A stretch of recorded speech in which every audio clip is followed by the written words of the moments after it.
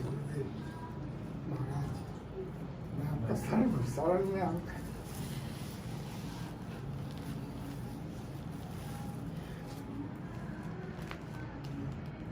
आप बताइए।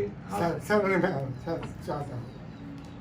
स्वागत है हमारे प्रभु। निवेदन है मेरे कल्याण के लिए मार्ग दिखा। हमारे प्रभु हाथ ऐसे किए खड़े हैं, आओ मेरे बेटे आओ। हम सब भगवान के अंश हैं, उन्हीं के द्वारा रचित इस नानात्व रूपी माया में भ्रमित हो गए। ये तो बड़ी कृपा होती है जब किसी जीव के हृदय में बात आती है कि अब लो नशानी अब ना नशे। अब तक जीवन गया, अब जीवन प्रभु की शरण में जाएगा। ये तो अहो भाग्य। अतिशय कृपा राम की होई, पाँव दे या मार्ग सोई। इस मार्ग में कदम वही रख पाता है जिस पर भगवान की विशुद्ध कृपा होती है। आपका स्वागत है।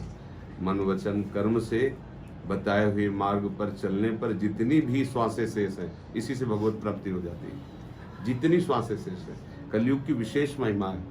पहले था 10-10 हजार वर्ष हाथ उठा करके, अंगूठे केवल खड़े होकर, वायु पीकर। कलयुग में केवल भगवान नाम निरंतर जपते हुए जितनी श्वासें बची हैं, अगर हमारी अगली श्वास ही मृत्यु है तो एक श्वास में भगवत प्राप्ति हो जाएगी। एक श्वास में पुत्र के बहाने बुलाया नारायण तो भगवत प्राप्ति हो गई। आखिरी श्वास में भगवान नाम निकल गया पुत्र के बहाने से ही, तो भगवान के पार्षद आ गए, यम पास काट दी और उनसे कहा तुम कैसे धर्मराज के दूत हो, ये तो निष्पाप है। तो ये निष्पाप कैसे, वैश्यागामी न जाने कैसे कैसे हिंसा और पाप करता रहा और आप इसे निष्पाप कहते। बोले मेरे स्वामी का एक बार अंतिम समय में यदि नाम आ जाए तो तुम्हें पता नहीं, वो तत्काल निष्पाप हो जाता है। तो अब जितनी श्वासें बची हैं वो प्रभु के चरणों में अर्पित कर दो। बस अर्पित करने का मतलब जो मंत्र मिले, जो नाम मिले, उसी के सुमिरन में लग जाओ तो बस भगवत कृपा ही कृपा है। जितना बचा है जीवन उतने से ही भगवत प्राप्ति हो जाएगी। जितना बचा है बस ये सोच ले, अब लो दशाने अब ना नशे हो। उसी से भगवान बहुत कृपालु है, बहुत उदार है। जिस समय जैसे खेलने गया हुआ बच्चा जब घर में लौटता और माँ कह के पुकारता है तो माँ कहती है हम तो पहले से तुम्हारा इंतजार कर रही थी, तुम ही खेल में लगे हो। ऐसे ही भगवान की ही इस माया रचित खेल में हम अपना जीवन लगाए हुए हैं। जब हमें याद आती कि अरे अब पता नहीं कब श्वास छूट जाए और अभी जहाँ जाना है वहाँ का परिचय नहीं है, अभी भगवत प्राप्ति का क्या स्वरूप, हमें कुछ वो घबरा जाता है जीव। मरने के समय जीव को भय क्यों लगता है?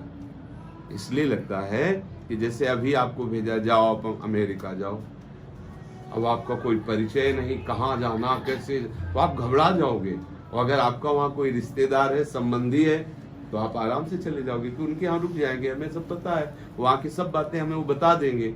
ऐसे जो सदगुरुदेव हैं, संत जन हैं, ये भगवत देश के निजी जन हैं, भगवत देश के संपूर्ण परिचय को जानने वाले हैं। और जब हमारा प्रभु से जो स्वाभाविक संबंध है वो जागृत हो जाता है तो मरने से सब जग डरा मेरो मन आनंद, कब मरी हो कब भेटी हो पूर्ण परमानंद। उसके हृदय में उत्साह होता है, कब ये नाशवान शरीर छूटे और मैं सच्चिदानंद प्रीतम प्रभु से मिलूं जा करके।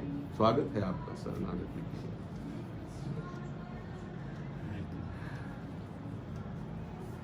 आराम से बैठ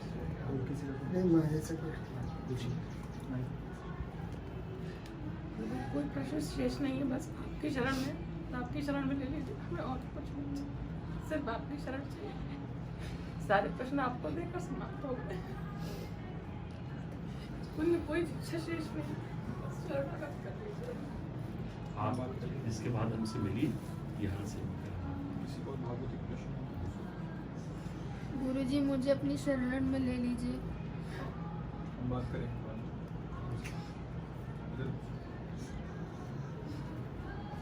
उनको शरणागत शरण। हाँ, अभी जब यहाँ से जाना इनसे बात, ये लोग कुछ प्रश्न करते हैं, वो कैसे नॉर्मल या आप प्याज लहसुन तो नहीं खाते, आपका क्या उद्देश्य है भगवत पर, तो हम एक एक से प्रश्न करें वहीं बार बार, क्योंकि ये सेवा इनको दे दी। तो आप इसमें बैठा कर प्रश्न कर लेते हैं, आपका पता, आपका नाम, और उनको लगा कि इसी बार में देना तो इसी बार में, अगर इनको लगा कि 2-4 बार आइए तो राधा वल्लभ श्री हरिवंश नाम रख कीजिए वैसे ही, और फिर आज देखो हमारी तरफ से स्वीकृति ना भी हो और तुम्हारी तरफ से स्वीकृति हो जाए तो काम हो जाएगा। हम तुम्हें शिष्य बिल्कुल नहीं माने, और आपने मन वचन कर्म से गुरु मान लिया, आपका काम हो जाएगा। और हम खुद चिल्लाएं कि आप हमारे शिष्य हो, लेकिन आप हमारी बात न मानो तो काम नहीं होगा। द्रोणाचार्य जी ने एकलव्य को निकाल दिया कि हम तुमको धनुर्विद्या नहीं देंगे, हम राजपुत्रों को धनुर्विद्या देते हैं, उनको भील जंगल के हम तुम्हें नहीं देंगे। उन्होंने कहा हमने तो गुरु मान लिया आपको, मन से प्रणाम किया और वैसे ही आकृति मिट्टी की बना करके और रोज उनकी पूजा करके प्रणाम करके धनुष पे प्रत्यंचा चढ़ाते।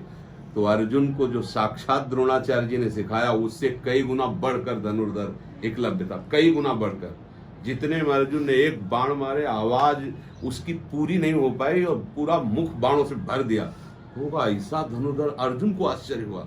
नजदीक गए तो उन्होंने कहा कि तुमको और तुम्हारे गुरु को दोनों को हम प्रणाम करते हैं, इतनी श्रेष्ठ धनुर्विद्या तुम्हें किसने सिखाई, कौन है तुम्हारे गुरु? तो उनका भगवान द्रोणाचार्य।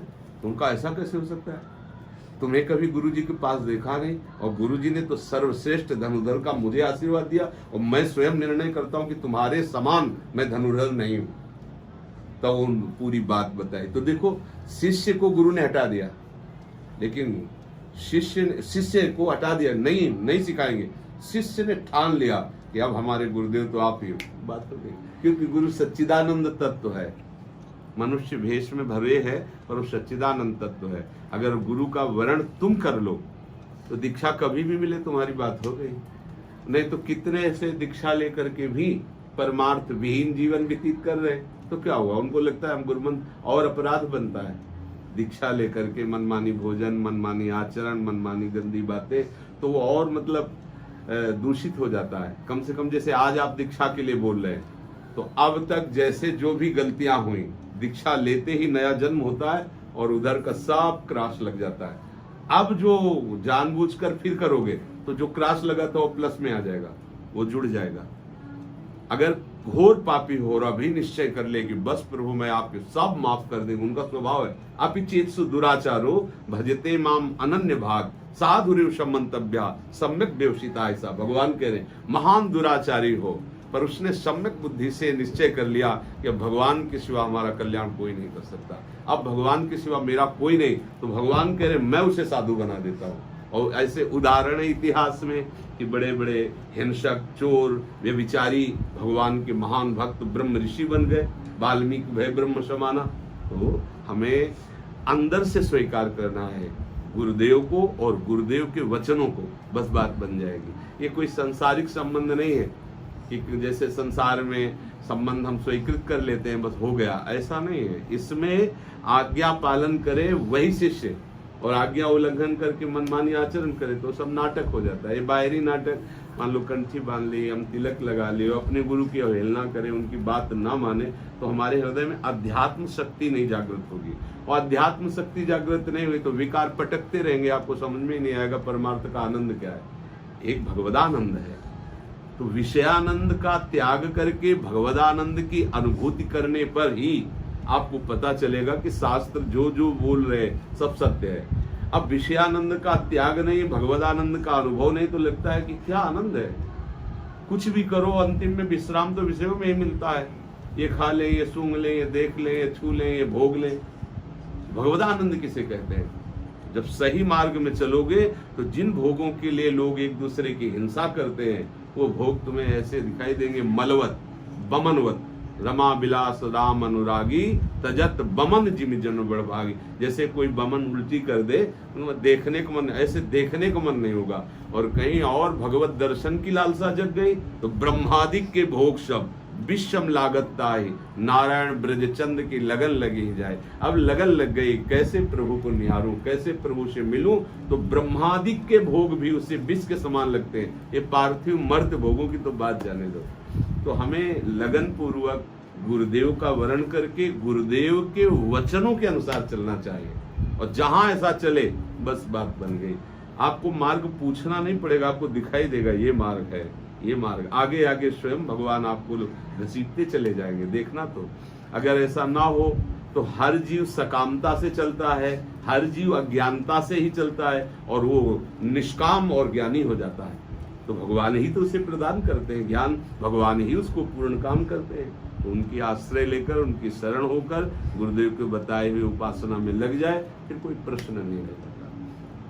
भगवान जब कृपा करते हैं तब संतों का सानिध्य मिलता है। जैसे आप लोग सामने बैठे हो तो ऐसे नहीं बैठे हो, ये प्रभु कृपा करके आपको प्रेरित किए, आप आए, ये प्रभु का दुलार है कि अपने जनों से वो आपका संग करवा रहे हैं, अपने प्रति वो आकर्षण कर रहे हैं। नहीं तो हम संसार में इतने भूल जाते हैं कि रामकृष्ण हरि बोलने की इच्छा ही नहीं होती, बस वही संसार का चिंतन, वही भोगों का चिंतन। ऐसा लगता है यहाँ की उन्नति, यहाँ का विषय विलास, यहाँ का जन समुदाय, ये सब सत्य है, ऐसा लगता है। लेकिन बात ऐसी है जैसे स्वप्न, ऐसा ही है। भगवान शंकर कह रहे हैं, उमा कहो मैं अनुभव अपना, सत हरि भजन जगत सब सपना। ये स्वप्निक है, बदलता चला जा रहा है, परिवर्तन होता चला, सब भाग रहे हैं, विश्राम कहीं किसी को नहीं है, सब भोग रहे हैं, विश्राम शांति किसी को नहीं, सब संग्रह कर रहे हैं, तृप्ति किसी को नहीं। समझो तो ये भूत के लड्डू है, खाते खाते जीवन व्यतीत हो गया, अब पेट ही नहीं भर रहा, भोगते भोगते जीवन व्यतीत हो गया, कभी तृप्ति ही नहीं हो रही है। क्या ये कैसा जादू है भगवान का? प्रवाह चल रहा है, कुछ मरने के प्रवाह में, कुछ जन्मने के प्रवाह में, कुछ मरने जा रहे हैं, कुछ जन्मने जा रहे हैं। कैसा प्रवाह चल रहा है माया का। जब इसका चिंतन करो तो भय लगता है कि अरे कैसा है, कैसा संसार। कहीं कोई काट रहा है, कहीं कोई पूज रहा है, कहीं कुछ मंगल हो रहा है, कहीं घोर अमंगल हो, कैसा है माया का प्रवाह चल रहा है।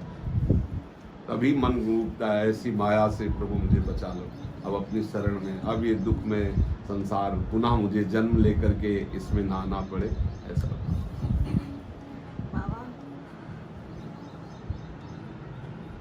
जो बोला है उसको देखो, मनन करो। अगर इससे भी बढ़कर कोई प्रश्न हो तो करो, जो हम अपने आप बोल दिए इसका विचार करो, इसको जीवन में उतारो। अगर कोई ऐसा लगता है कि इससे भी बढ़कर प्रश्न है तो बताइए।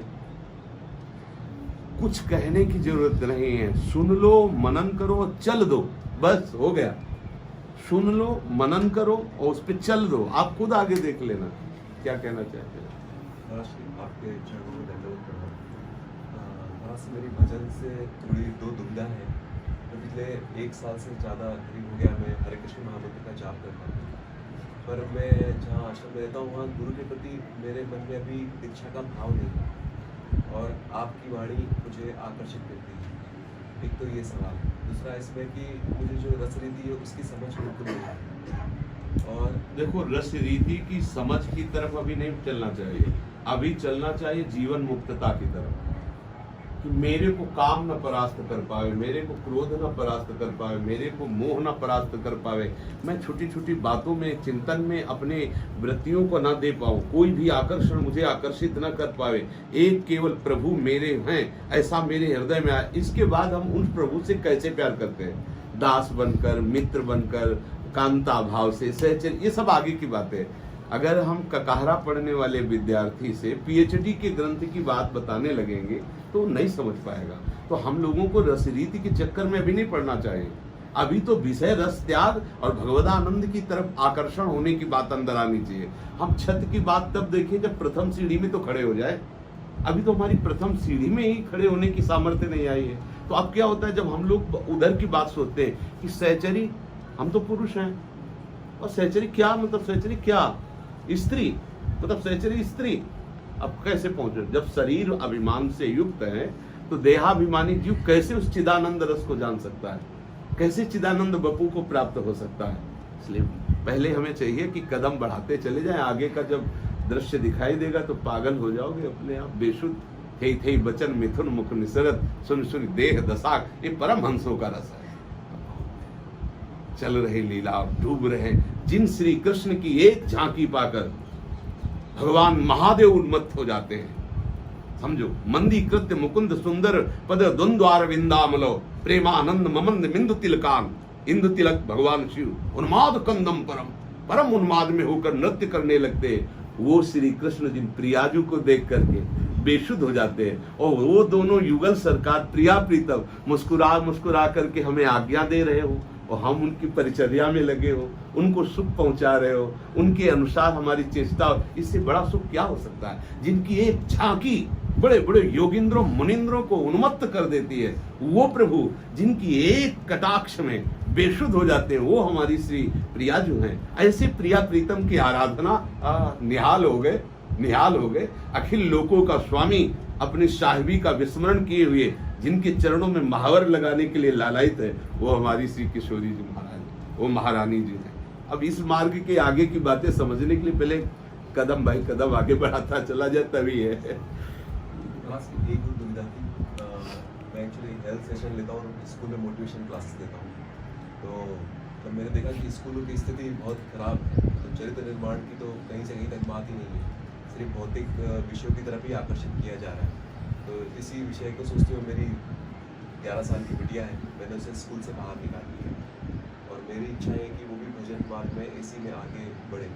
देखो, अपने मन को तो प्रभु में लगाने की चेष्टा की जा सकती है, लेकिन सामने चाहे बच्चा हो या कोई भी परिवार का सदस्य हो, जब तक वो स्वयं भजन करना नहीं चाहेगा तो हम जबरदस्ती भजन किसी से नहीं करा सकते। ये काम जबरदस्ती वाला नहीं है। सत्संग के द्वारा, साधु महात्माओं के संग के द्वारा बुद्धि में ये बात आ जाए कि नाम जप करना परम लाभ है, और वो नाम जप करने लगे तो आपका उपदेश, आपका सहयोग काम करेगा। अब वो बच्चा ही निश्चय न करे तो फिर किसी का बस नहीं चला। ये चूंकि ऐसा कार्य है, हमें दूध पिलाना, भोजन पाना, वो जबरदस्ती कर सकते हैं, लेकिन मंत्र जप करना है, नाम जप करना है, ये नहीं। ये तो प्यार से हम कह सकते हैं, लेकिन वो जब तक नहीं रुचि करेगा तब तक तो हमें क्या करना, पहले हम अपनी रुचि भजन में कर लें, और फिर जब हम संकल्प करेंगे किसके, तो उसके मन पर बलात् आपका भजन जाके काम करने लगेगा। अभी क्या है, मोहाशक्त है आप, अभी मोहाशक्त है, किसका मंगल हो, मेरी बेटी है ना। अब ये मोह आपको निर्बल करेगा, बलवान नहीं करेगा। और यदि आप भगवत प्रेम से मतवाले हैं तो किसी भी जीव के प्रति संकल्प करेंगे, उसका मंगल प्रारंभ हो जाएगा, क्योंकि आपके पास भजन पावर है ना। आप पहले खुद भजन में लगे, खुद अच्छे आचरण वाले बनिए, तो आपका संकल्प, आपका संग, क्योंकि आपके ही अंश से प्रकट है, उसका प्रभाव पड़ेगा। ठीक है ना। हाँ, जबरदस्ती नहीं किया जा सकता है। और ये कि लोक में आजकल ये सब बढ़ रहा है, उसका प्रधान कारण है आहार और संग। आहार और संग। आहार पवित्र नहीं, बड़ा स्वच्छ दिखाई देगा, सुंदर दिखाई देंगे, लेकिन पवित्रता नहीं मिलेगी। तो पवित्रता ना होने के कारण बुद्धि आकर्षित हो जाती है नाना प्रकार के प्रलोभनों में, विषयों में। और संग, प्रगट का संग, जैसे मोबाइल आदि है, व्यक्ति है, दृश्य है, ये सब संग हमारी बुद्धि पर बहुत बड़ा असर करता है।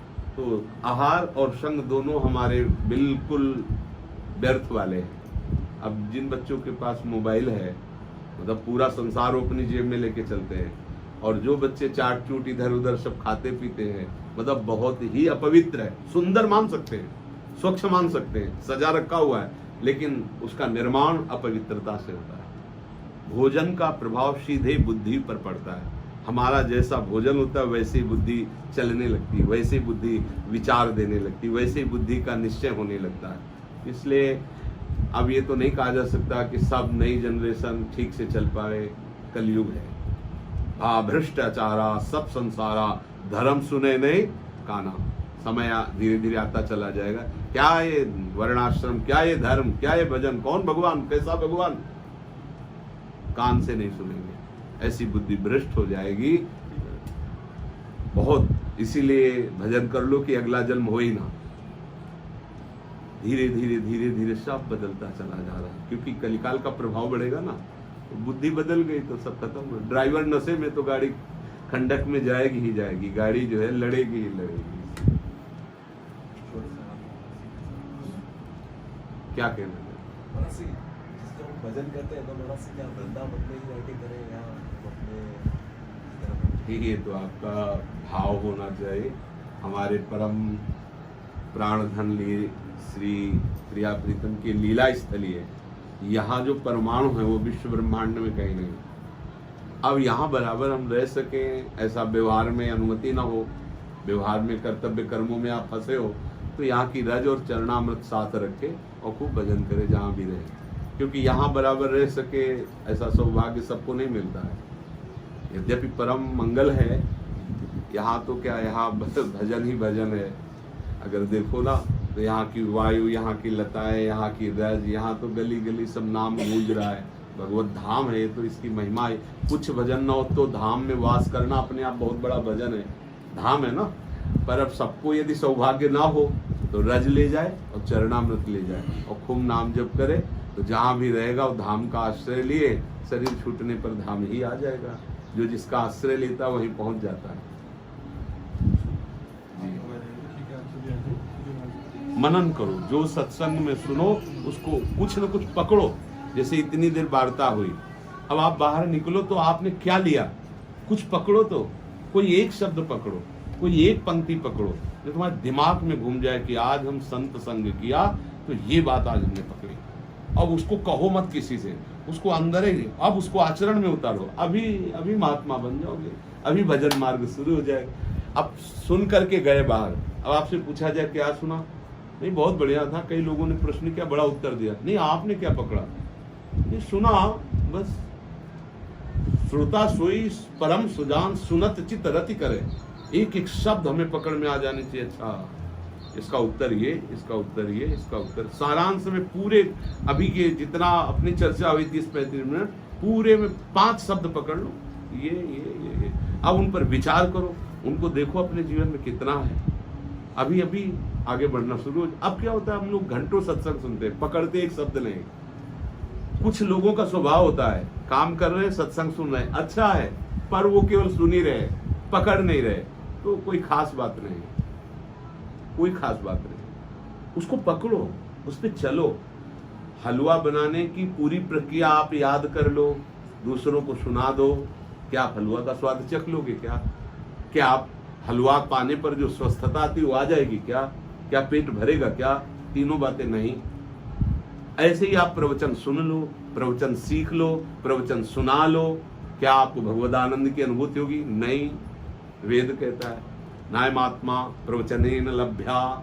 चाहे जितना बड़ा प्रवचन कर लो, ऐसा थोड़ी कि तुम आत्मानंद को प्राप्त हो जाओगे। आत्मानंद को प्राप्त हो फिर उसकी चर्चा करो तो बात अलग।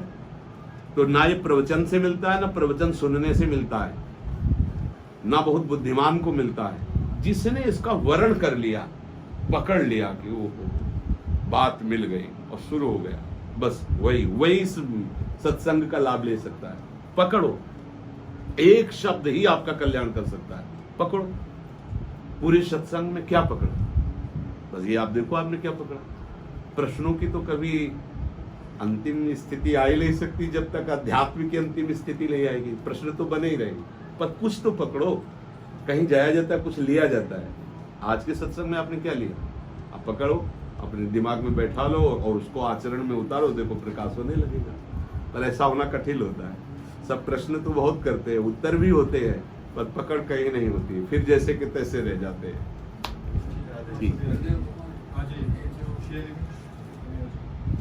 आपने कहा कि अगर गृहस्थ है तो ब्रज और चरणामृत लेके जाओ वहाँ भजन करो। तो है तो सब कुछ आप ही कहते हैं नाटक है सब, फिर उनके चक्कर में क्यों हम अटक के किनके? घर वालों के चक्कर? तो ये बात अंदर आनी चाहिए। बाहर से कहोगे नाटक है तो पिट जाओगे,